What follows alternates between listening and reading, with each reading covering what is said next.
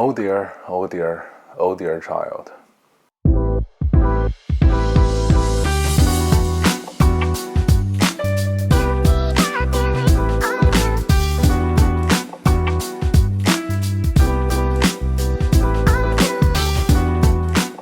Hello everyone, welcome to another episode of Harry's Book Cafe. Today let's talk about the new novel Dear Child by the German author Romy Hausmann.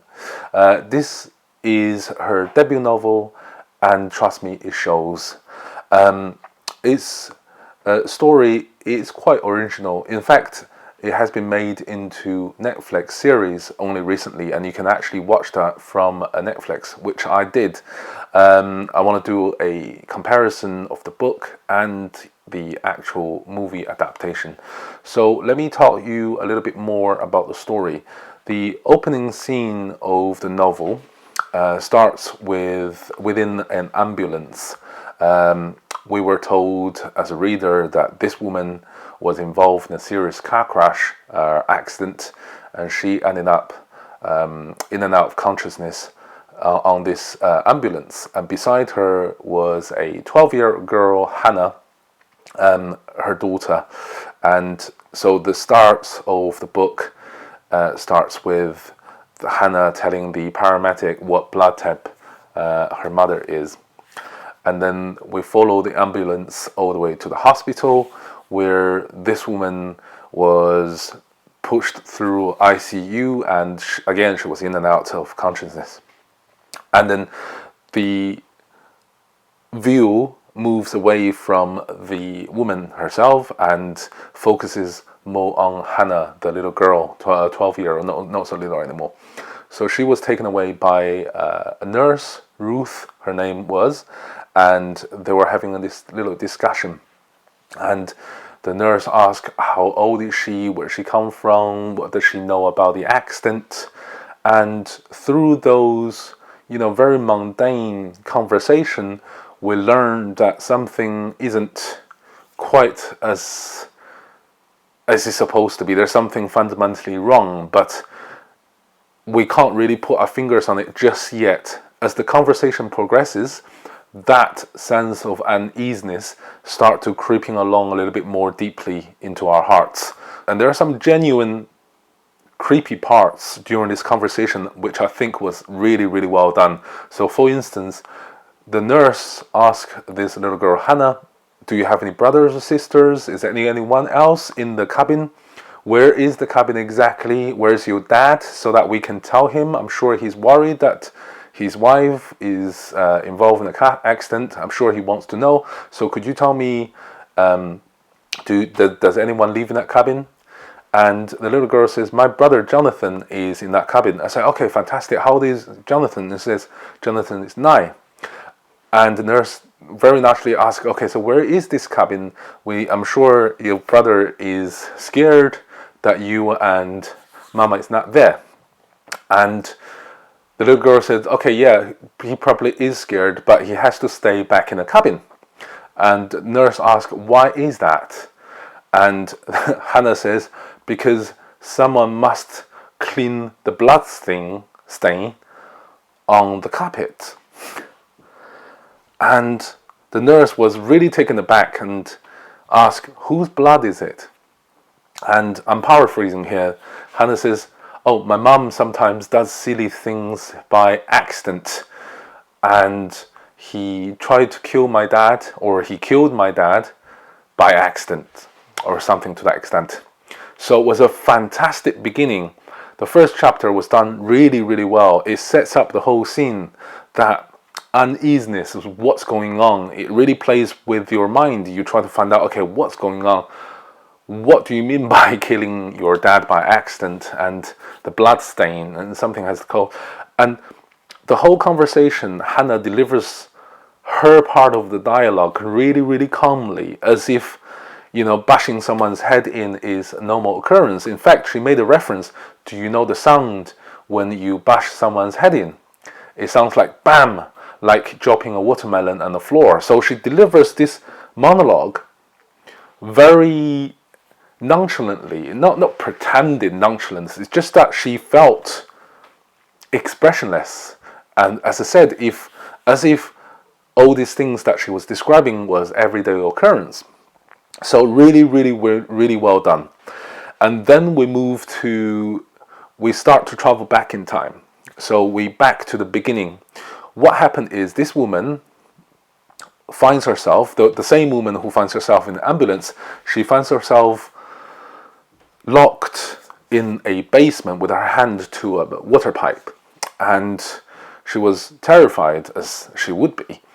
And then a guy came in, and throughout the book, until the very end, we don't know who this guy was. He was just an unknown who captures the woman. Anyway, so he came into this room and start calling her by the name of Lena. And the woman who was locked to the pipe said, "My name is not Lena. This is a case of misidentity. Please let me go." He said, "Your name is Lena." But she refused to accept that because her name was not Lena. When she protested, he started kicking her, really hard. And then she learns the lesson very quickly. She starts to accept, okay, in order to survive, she needs to be Lena, as the men insist that she is. In fact, the men even dyed her hair to blonde and carved a scar on her head to make her look more like Lena, whoever Lena was. What's most sinister is that this man was not screaming or shouting. He, like the girl Hannah, delivered his part of dialogue really calmly and says, "You are my wife. You now are my wife. Your name is Lena. And you are the mother of my 2 children." After she accepted that, at least on the surface, he then unlocked her and took her up to the actual house itself and introduced to his 2 children, one of whom is Hannah, whom we have already introduced in the hospital scene. And the other child is Jonathan, who, according to Hannah, was cleaning the blood on the carpet. So again, the whole setup is really eerie. It gives you a sense of uneasiness because the children do not behave in a normal manner as well, because they knew deep down that this woman, whoever she is, was not their mother. Yet when the father, the unknown assailant, told them that this woman is Lena and she's your mother, they accept that, and they actually came forward and hugged this woman who has blood on her lips because the cakes that he has delivered to her. So they came to her and hugged her and told her, "We are happy you are back, Mummy, and we love you." So this woman just completely frozen, as everyone would be under that sort of situation.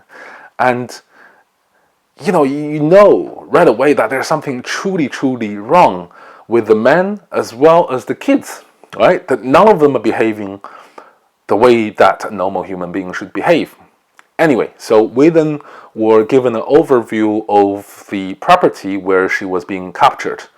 The house, we were told as a reader, was a simple sort of log cabin without windows, because all the windows were bolted up by really high-tech sort of windows that you can't see through, or bolted up. The door resembled those ones used in a high-security safe. No air is allowed to come in. In order to breathe, the men installed a recycling machine, an air recycling machine, like the one that we have in planes, where we breathe recycled air.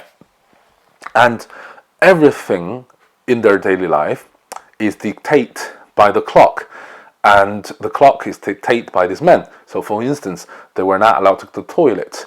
There are designated time slots for using the bathroom: 8 o'clock in the morning, 12 o'clock noon, 5:30 in the afternoon, and 8:30 in the evening. Outside those times, they are not allowed to use the toilet.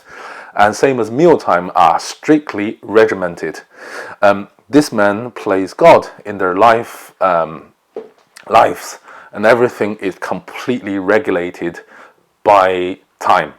And we later learned that the 2 children, Hannah and Jonathan, has never in their life ventured outside the wood, because their father keep telling them that outside is big bad world and it's full of things that will kill you, and they take that to the heart and they never ventured outside, simply because they don't know what outside is like. They have no point of reference or comparison, and therefore whatever the man says, they take it to the heart. Now we move back to the hospital. Oh, actually, no, not the hospital. We move back to a third character. His name is Matthias.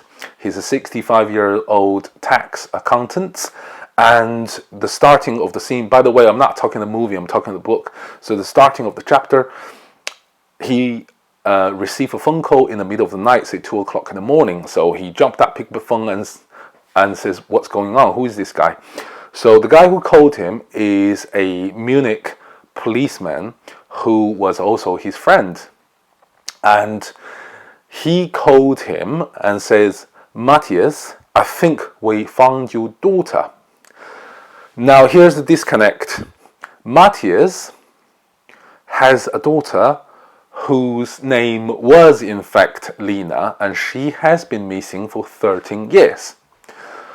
The woman that the policeman was referring to was Lena, the captured woman who actually escaped. So anyway, so he called Matthias and said, we might have found your daughter. We can't there's lots of similarities. We're not 100% sure, but we're pretty sure. And we will be 100% sure by the time tomorrow morning, because she's in the hospital and I'm planning to go to the hospital first thing in the morning. Matthias, after losing his daughter for 13 years, refused to accept that, because he said, there's no way I'm waiting until next morning. I'm going now.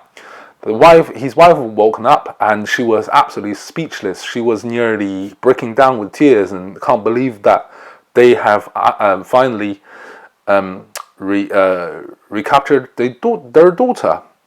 So they were super happy, excited and nervous. They jumped into their old Volvo and drove to the hospital.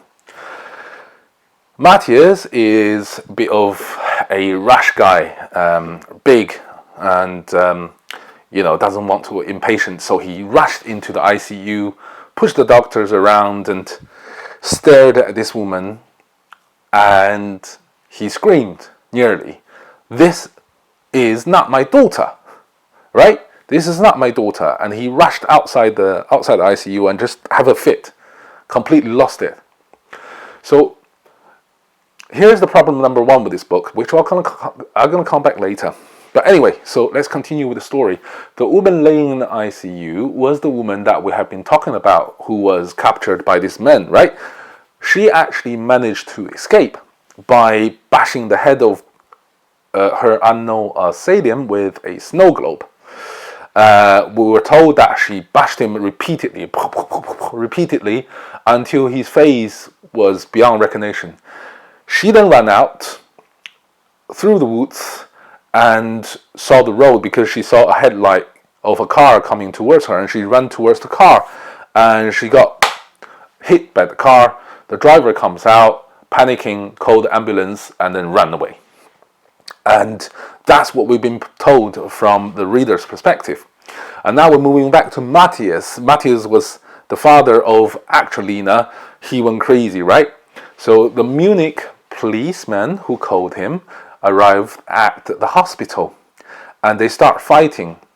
And Matthias was crazy and said, why did you give me this hope? Why did you find out first, right? And as I said, I had a problem with that particular point, because what Matthias says was true, right?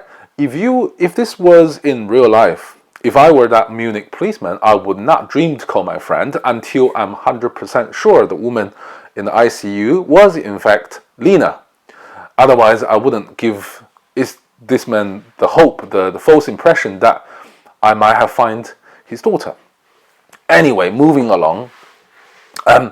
So gradually the story starts to start to unfurl and tell you a little bit more what's going on. I don't want to tell you too much. Needless to say that the book was very interesting. However, I do think there are a couple points that really ruined it for me. Now, point number one, and it's also the most superficial of all the points, and that is the language. it was written in German and translated in English, and it has become immediately obvious that the translator was English, not American or Canadian. The point, some of the language being used in this translated version, so for instance, the words that being used was bloody, bollocks, you taking the piss, mates. So it reads like an English novel. Whatever Germanness that was part of the book was completely lost through the translation. So that's point number one. The German identity is completely lost. When I'm reading this, I keep thinking, okay, this is the English novel, except every now and then there are German names coming through, like Munich or Hamburg, and that jaunts me back into the fact that the book was based in Germany. And that's unpleasant because I keep having to be shocked almost to realize I'm reading a German book rather than the English. So I think the language could be better done. Points number two, the weird behaviors of certain characters. So for instance, Matthias's wife. What happened is they realized that little Hannah was in fact their granddaughter. So there are lots of story in between before that point was realized. So you really have to read the book to find out. In fact, that's quite interesting points. But anyway, the Hannah, the same little girl who was delivering her speech in a nonchalant way, was in fact Matthias's daughter, granddaughter. So Matthias very naturally, as a granddad, wants the child to come back and live with them, right? Naturally. But the grandmom was very reluctant, like very, very reluctant. And I don't understand why, because the author never made the reason clear or never even tried to explain the reason at all. So therefore, from a reader's perspective, if you're not explaining to me why she's behaving the way she does, I just find her behavior totally weird and unbelieving. But anyway, here's the interesting point. Hannah, as I said, was the actual granddaughter of Matthias. Now, where's the mother? Where's the real Lena? You're going to have to read it to find out the relationship between real Lena, the unnamed assailant, and the woman who was forced to be called Lena. So this is an interesting story. Read it to find out. It's quite interesting. But the biggest flaw of this book is when it finally unmasks to the reader who this unknown assailant was. And it's some guy that we never heard of, right? The unknown assailant was a guy that was never actually mentioned in the story. Throughout the story, his name was unfamiliar. He was not mentioned, and suddenly we were told that he was the guy who was responsible to capture all these women and kids. And that element of surprise was completely lost because we have no emotional connections. We have no recognitions of who this guy was because he was never mentioned throughout the story. So whatever element that the writer tried to surprise is completely gone. If you want something to be surprising, the guy responsible, the criminal, whoever he or she might be, needs to be mentioned throughout the book to give us the element of surprise. Was, oh my God, I can't believe it's him or her. Right? I thought she was a good guy. I thought he was the good guy. You need to mention that name. Not just mention it, but he or she must play a major role throughout the story for us to feel that impact of surprise. Here, the actual perpetrator was an unknown guy. I don't know who he was. There was no mention of him in the book. So whatever element of surprise was completely evaporated like steam in a cold winter's morning. That's the biggest flaw. And the other thing I want to mention is the implausibilities of the whole story. It will never happen in real life. It's just simply too complicated. There are few points, a few turns within the story. You scratching your head and thinking, okay, why did he do the thing that he did? It's weird. But anyway, fiction, you might need to take a little bit of elasticities in your imaginations to fully appreciate. Now, moving to the movie part, Netflix, 6-episode series of the film Adaptation. Now, there's not really much I can say about the actual book, the movie itself, because it was quite faithful in its adaptation to the actual book itself. It follows the storyline pretty rigidly. It made some certain editorial changes in order for the movie to flow a little bit better. There are certain names and geographical locations and the brand of the cars that were changed, but overall the story was pretty tight. The sequence might have changed a little bit, just so that the movie is easier to digest from a viewer's perspective. But other than that, cinematically it was really well done. The actors are all pretty good. They're all competent. And that's pretty much it in terms of the movie. The book, did I like it? I don't know. That's, you know, I'm quite ambiguous in terms of this book. I would give it 3 stars, perhaps 2.5, simply because the perpetrator was an unknown guy throughout, and I find that really frustrating. Do I recommend you to have a read? I do. I don't hate it, if you know what I mean.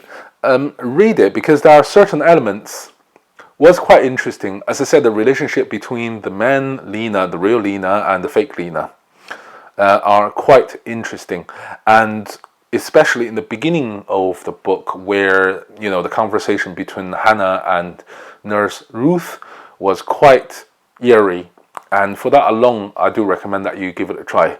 And that's pretty much it, guys. I hope you liked this episode, and if you do, please give us a thumb up and subscribe. It's a new channel and it needs all the help it can get. And if you do like traveling, by the way, I do have a traveling channel. I'm going to put a link and description here. Have a look at that. Anyway, guys, until next time, cheerio.